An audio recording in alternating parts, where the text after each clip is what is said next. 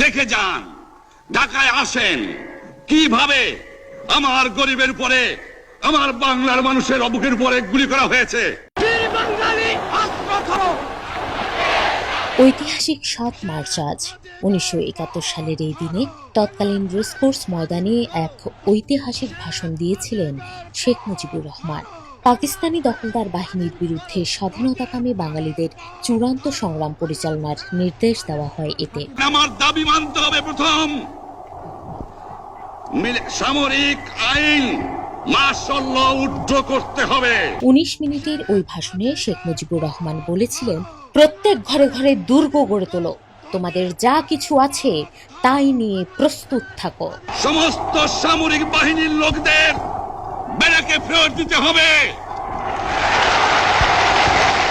যেভাবে হত্যা করা হয়েছে তার তদন্ত করতে হবে, আর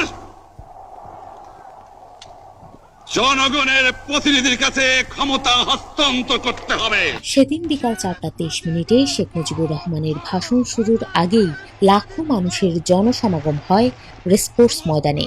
শেখ মুজিব বলেন, মনে রাখবা, রক্ত যখন দিয়েছি রক্ত আরো দেব, এদেশের মানুষকে মুক্ত করে ছাড়বো ইনশাল্লাহ। যদি কেউ ন্যায্য কথা বলে, আমরা সংখ্যায় বেশি হলেও একজন যদিও সে হয়, তার ন্যায্য কথা আমরা মেনে নেব।